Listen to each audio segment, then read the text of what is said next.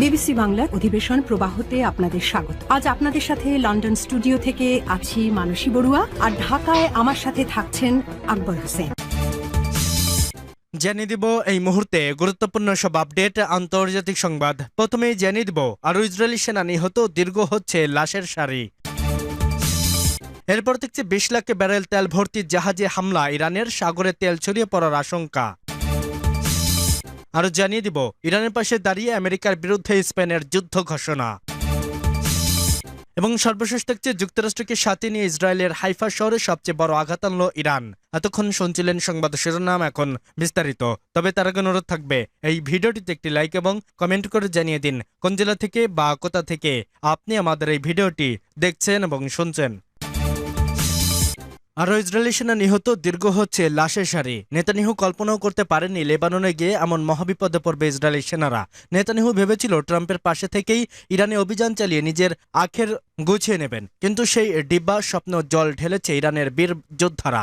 শুধু ইরান নয়, ইরানের পৃষ্ঠপোষকতা পাওয়া লেবাননের বিদ্রোহী গোষ্ঠীর কাছেও এখন রীতিমতো মার খাচ্ছে ইসরায়েলের সেনাবাহিনী। লেবাননের প্রতিরোধ গোষ্ঠীটি যেন বন করেছে ইসরায়েলের বিষ দাঁত না ভাঙা আর ঘরে ফেরা না তারা। গেল 1 মাস ধরে চলমান যুদ্ধে ইসরায়েলের ওপর বেশ পরিকল্পিত হামলা চালিয়ে আসছিল লেবাননের শিয়া অধ্যুষিত প্রতিরোধ যোদ্ধারা, যা অংশ হিসেবে সম্প্রতি বাহিনীটি দক্ষিণ লেবাননের আইতরুন আইনাতা এলাকায় দিয়ে অগ্রসর হওয়া ইসরায়েলি সেনাদের ওপর বেশ কৌশলে হামলা চালায়।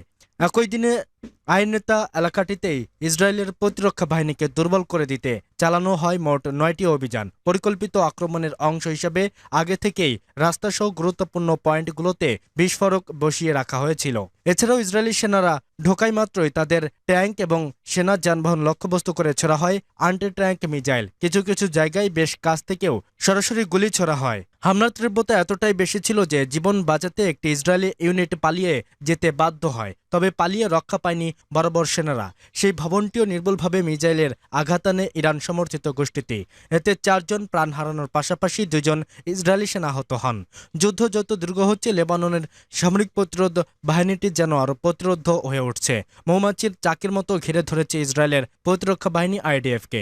ইসরায়েলি বসতি ও তেল আবিবে কাছে ইউনিট 82,000-তে চালানো হয়েছে জোরালো হামলা। প্রতিশোধমূলক অভিযান ডেভিড স্টকগোল্ড নামের আড়ালে গেল সোমবার বেলিটিভ অঞ্চলে বিকাল 5টায় একটি মার্কাবা ট্যাঙ্কার টান্ডামেশালের সরাসরি লক্ষ্যবস্তু করা হয়। বিকাল 8টায় আল কাউজ এলাকায় আবারও গাইডেড মিসাইলে সরাসরি লক্ষ্যবস্তু করা হয় আরেকটি মার্কাবা ট্যাঙ্কে। এ নিয়ে লেবাননের প্রতিরোধের গোষ্ঠীর হাতে 100টিরও বেশি মার্কো ট্যাঙ্ক হারালো ইসরায়েল। 20 লাখ ব্যারেল তেল ভর্তি জাহাজে হামলা, ইরানের সাগরে তেল ছড়িয়ে পড়ার আশঙ্কা। দুবাই বন্দরের বহিনোঙর জ্বালানি তেল বোঝাই একটি বিশাল জাহাজে সোমবার হামলা চালায় ইরান। এতে জাহাজটিতে আগুন ধরে যায় এবং এর মূল কাঠামো ক্ষতিগ্রস্ত হয়। এছাড়াও আক্রান্ত জাহাজটি থেকে সাগরে তেল ছড়িয়ে পড়ার শঙ্কা দেখা দিয়েছে। দুবাই কর্তৃপক্ষ জানিয়েছে ড্রোন হামলার কারণে জাহাজটিতে আগুন ধরে যায়। আজ মঙ্গলবার ভোরে কয়েক ঘন্টার চেষ্টায় সেই আগুন নেভানো হয়েছে। মার্কিন প্রেসিডেন্ট ডোনাল্ড ট্রাম্পের একটি হুঁশিয়ারির কয়েক ঘন্টা পরে এই হামলার ঘটনা ঘটল। ট্রাম্প সতর্ক করে বলেছেন, ইরান যদি হরমুজ প্রণালী খুলে না দেয় তবে যুক্তরাষ্ট্র দেশটির বিদ্যুৎ কেন্দ্রে ও তেলের খনিগুলো ধ্বংস করে দেবে। গত 28 ফেব্রুয়ারি যুক্তরাষ্ট্র ও ইসরায়েল ইরানে হামলা শুরু করার পর থেকে পারস্য উপসাগর ও হরমুজ প্রণালীতে বাণিজ্যিক জাহাজগুলো একের পর এক হামলা চালাচ্ছে। আল সালিম নামের কুয়েতি জাহাজে এই হামলা সেই উত্তেজনারই সর্বশেষ উদাহরণ। মাসব্যাপী চলা এই যুদ্ধ মধ্যপ্রাচ্য জুড়ে ছড়িয়ে পড়েছে। এতে কয়েক হাজার মানুষের মৃত্যু হয়েছে এবং জ্বালানি সরবরাহ বাধাগ্রস্ত হচ্ছে, যা বিশ্ব অর্থনীতিকে বিপর্যয়ের মুখে ঠেলে দিচ্ছে। কুয়েতের রাষ্ট্রীয় বার্তা সংস্থা কুনা জানিয়েছে, সংযুক্ত আরব আমিরাতের দুবাই বন্দরে নোঙর করা অবস্থায় আল সালিমি জাহাজটিতে ইরানি হামলা হয়। এতে জাহাজটির মালিকানাধীন প্রতিষ্ঠান কুয়েত পেট্রোলিয়াম কর্পোরেশন ক্ষয়ক্ষতির পাশাপাশি সাগরে তেল ছড়িয়ে পড়ার ঝুঁকি রয়েছে বলে সতর্ক করেছে। দুবাই কর্তৃপক্ষ জানিয়েছে, নৌ অগ্নিবার্পক দল ড্রোন হামলায় লাগা আগুন সফলভাবে নিভিয়ে ফেলেছে। বর্তমানে পরিস্থিতি পর্যবেক্ষণ করা হচ্ছে। এতে কেউ হতাহত হয়নি এবং জাহাজের 24 জন ক্রু সদস্য নিরাপদে আছেন। কুয়েতের রাষ্ট্রীয় সংবাদ মাধ্যম হামলার খবর আসার পর বিশ্ববাজারে অপরিশোধিত তেলের দাম সাময়িকভাবে বেড়ে গিয়েছিল। আক্রান্ত এই জাহাজটিতে প্রায় 20 লাখ ব্যারেল তেল পরিবহনের ক্ষমতা রয়েছে, যার বর্তমান বাজার মূল্য $20 কোটি বেশি। তবে ওয়াল স্ট্রিট জার্নাল একটি প্রতিবেদনে প্রকাশের পর তেলের দাম কিছুটা কমেছে। ওই প্রতিবেদনে বলা হয়েছে, ট্রাম্প তার সহযোগীদের জানিয়েছেন যে হরমুজ প্রণালী বন্ধ থাকলেও তিনি যুদ্ধ শেষ করতে আগ্রহী এবং সামরিক পদক্ষেপ এই মুহূর্তে তার কাছে অগ্রাধিকার পাচ্ছে না। দুবাইয়ের ক্ষতিগ্রস্ত জাহাজটির ক্ষয়ক্ষতি নিরূপণে কাজ চালাচ্ছে বলে জানিয়েছে কেপিবিসি। বিভিন্ন তথ্য অনুযায়ী জাহাজটি কুয়েত ও সৌদি আরব থেকে 20 লাখ ব্যারেল তেল নিয়ে আলোচনায় দেচাং বন্দরের দিকে যাচ্ছিল, তথ্যসূত্র দ্য গার্ডিয়ান। ইরানের পাশে দাঁড়িয়ে আমেরিকার বিরুদ্ধে স্পেনের যুদ্ধ ঘোষণা। মধ্যপ্রাচ্যের চারদিকে যখন ধ্বংস আর আগ্রাসনের মহড়া চালাচ্ছে, ঠিক তখনই বিশ্ব রাজনীতিতে নাটকীয় মোড় নিল স্পেন। মার্কিন সামরিক বিমানের জন্য নিজেদের আকাশসীমা পুরোপুরি বন্ধ করে দেওয়ার ঘোষণা দিয়েছে মাদ্রিদ। ইরান অভিমুখে ধেয়ে আসা মার্কিন যুদ্ধ বিমানগুলোকে স্পেনের আকাশ দিয়ে যাওয়ার অনুমতি না দেওয়ার এই সাহসী সিদ্ধান্ত যেন দাবানলের মাঝে এক শাপলা শীতল বৃষ্টির মতো আশ্রে পড়েছে। বিখ্যাত স্ন্যাশিং সংবাদপত্র এল পাইস যখন এক খবরটি সামনে আনলো, তখন পুরো ইউরোপীয় ইউনিয়ন এক প্রকার শোরগোল পড়ে যায়। সামরিক সূত্রের বরাত দিয়ে পত্রিকাটি জানায়, স্পেনের সরকার কেবল তাদের সামরিক ঘাঁটি ব্যবহার করতেই মানা করেনি, বরং পুরো আকাশপথেই বসিয়ে দিয়েছে নো এন্ট্রি সাইনবোর্ড। অর্থাৎ ইরানের ওপর হামলা চালাতে মার্কিন যানের জন্য স্পেনের দরজা এখন তালাবদ্ধ। স্পেনের এই এখনকার সিদ্ধান্তের সবথেকে বেশি বিপাকে পড়েছেন ন্যাটো।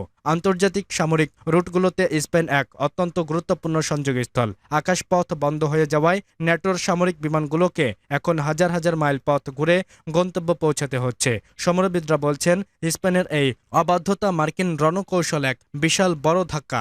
স্পেনের অর্থমন্ত্রী ক্যাসেল ফেরপা একটি রেডিও সাক্ষাৎকারে যা বললেন তা যেন ছিল সিপ্রেচর। তিনি সাফ জানিয়ে দিলেন, স্পেন কোনোভাবেই এমন কোনো যুদ্ধের অংশ হবে না যা একতরফাভাবে এবং আন্তর্জাতিক আইন লঙ্ঘন করে শুরু করা হয়েছে। তার এই কথার পরিষ্কার বন্ধুত্বের চেয়েও মাদ্রিদের কাছে আইনের শাসন বড়। পশ্চিমা বিশ্বের প্রায় সব রাষ্ট্র যখন ওয়াশিংটনের সুরে সুর মেলাচ্ছে, তখন স্পেনের প্রধানমন্ত্রী পেদ্রো সানচেজ দাঁড়িয়েছেন ঠিক উল্টো মেরুতে। তিনি জোরালোভাবে দাবি করেছেন, ইরানকে লক্ষ্য করে হামলা চালানো এই আক্রমণ স্রেফ গায়ের জোর খাটানো ছাড়া আর কিছুই নয়।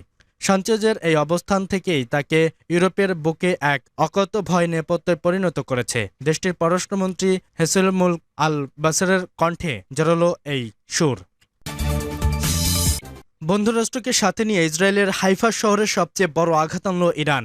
গত 28 ফেব্রুয়ারি থেকে ইরানের ওপর যৌথভাবে হামলা চালাচ্ছে যুক্তরাষ্ট্র ও ইসরায়েল।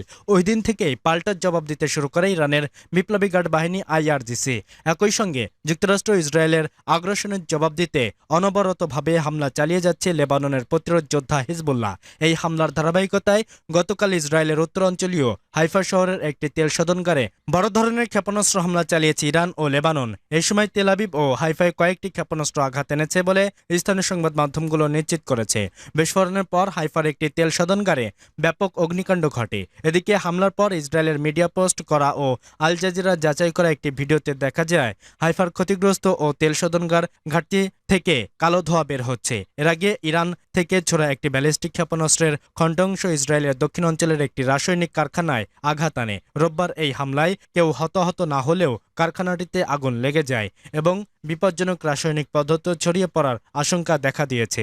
ইসরায়েল প্রতিরক্ষা বাহিনী IDF এ তথ্য জানিয়েছে। তবে অগ্নিকাণ্ডটি সরাসরি ক্ষেপণাস্ত্র আঘাতে নাকি প্রতিহত করা ক্ষেপণাস্ত্র ধ্বংসবশেষে পতন হয়েছে তা নিয়ে নিশ্চিত হওয়া যায়নি। ফায়ার কমান্ডার ইতান রিফা জানিয়েছেন, পরিস্থিতি এখন সম্পূর্ণ নিয়ন্ত্রণে রয়েছে। এতে কোনো হতাহতের ঘটনা ঘটেনি এবং জনস্বাস্থ্যের জন্য ঝুঁকিপূর্ণ কোনো রাসায়নিক ছড়িয়ে পড়েনি। যদিও সেদিন রাসায়নিক ছড়িয়ে পড়ার আশঙ্কা অত্র অঞ্চলে বাসিন্দাদের সরিয়ে নেওয়া হয়। এদিকে লেবাননের সশস্ত্র গোষ্ঠী হিজবুল্লাহ দাবি করেছে, তারা হাইফায় অবস্থিত একটি ইসরায়েলি নৌঘাঁটিতে অত্যাধুনিক ক্ষেপণাস্ত্রের সাহায্যে হামলা চালিয়েছে। গত 2 মাস থেকে লেবাননের উপর ইসরায়েলি স্থল ও আকাশের হামলার জোরদার হওয়ার পর হিজবুল্লাহর পক্ষ থেকেই পাল্টা আক্রমণ চালানো হলো। মোটের ওপর বলা চলে যে ইরান এবং লেবাননের সশস্ত্র গোষ্ঠীর হামলায় দিশেহারা ইসরায়েল ও যুক্তরাষ্ট্র। কারণ ইসরায়েলের পাশাপাশি মধ্যপ্রাচ্যে থাকা যুক্তরাষ্ট্রের 17টি মার্কিন ঘাঁটি গুঁড়িয়ে দিয়েছে ইরানের ক্ষেপণাস্ত্র।